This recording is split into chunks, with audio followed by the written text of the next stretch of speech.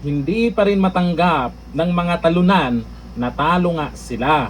Inamin ni Senate President Cayetano na grabe daw talaga ang pressure sa kanila para kumalas. Malamang may mga kasamahan itong si Senator Cayetano dyan sa majority na kinakausap. Abay, yung kabila kasi malungkot hanggang ngayon dahil talo nga. O ito, panoorin po natin ang paliwanag po dyan ni Senate President Cayetano. Senate President pa rin ha. Yung iba kasi umasa. Kasi ang sabi, mapapalitan daw ngayong araw. May mga pangalan pang sinabi sila na pwedeng ipalit kay Senator Cayetano. Pero hindi nagkatotoo. Pero sa mga susunod na araw, abangan natin yan. Kasi ito, sa sinabi po ni Senator Cayetano, malamang hindi titigil ang mga talunan. Ito ang sabi.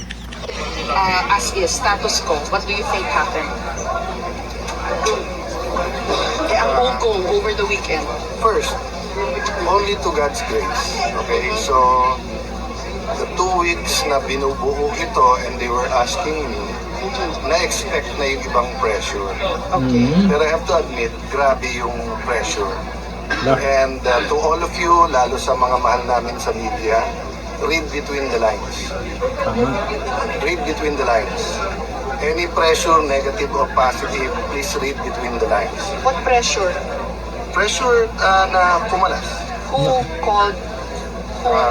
Alam naman Who ng lahat. lobbied? Alam naman ng lahat. So, ang aking inuulit na message, we're here to collaborate. So, interdependence with the judiciary and the executive. Wala namang problema sa judiciary, but with the executive, we want to collaborate.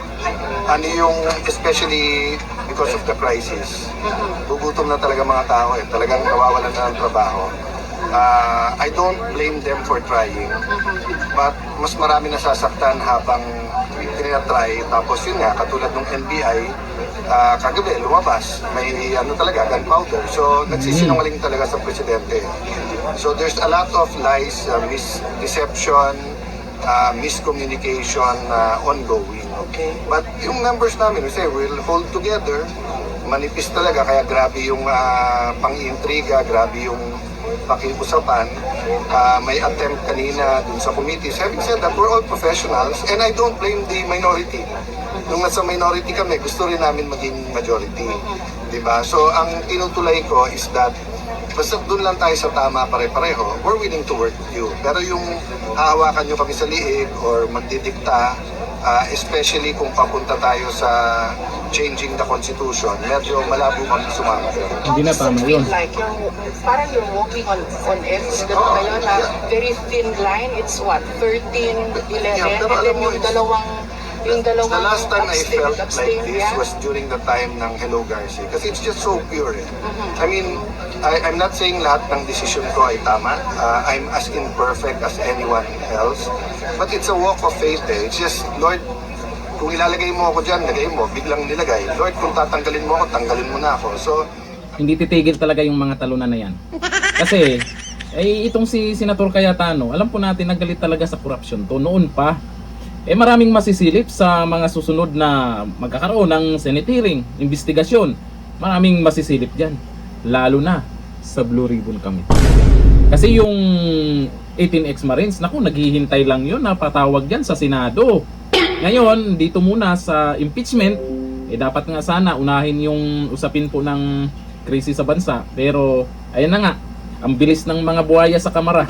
Kaya, ngayong araw, naumpisahan, at abangan po natin kung ano yung magiging resulta ng impeachment trial dyan kay VP Sara Duterte. Pero sa tingin ko, hahirapan sila dyan ng yung 16 na senador, yung eksaktong numero para mapa-impeach si VP Sara. Sa ngayon, mukhang mahirapan sila na makakuha ng ganong boto. Kaya dito sa pagiging Senate President ni Cayetano, ay hindi nila titigilan yan. Kasi yung ibang mga nasa minority ngayon, yung iba lang ha. Kasi meron namang mga senador dyan na okay naman. Pero yung iba dyan na ayaw malamangan, nag-iiyakan, ngayon naghahanap ng paraan para maibalik sa kanila ang pagiging majority. Hayaan nyo na lang muna si Senator Cayetano na patunayan na karapat dapat siya dyan. Kakapalit lang tapos hindi makamove on kaagad itong mga talunan. Walang ibang iniisip kung hindi paano mapalitan agad si Cayetano. Ang dami nyong dapat gawin dyan sa Senado. Yung dalawang independent, nag-minority. Alam na natin, lumabas din ang totoong kulay nila. Pero yung 13 senators, alam po natin, may paninindigan yang mga yan. Hindi basta-bastang matakot yang mga yan. Lalo na ngayon, yung isa ay mukhang kakasuhan na. Naku po, sige tuloy nyo lang yan. Importante, si Senator Cayetano pa rin ang Senate President. Hanggang dito lang, thank you.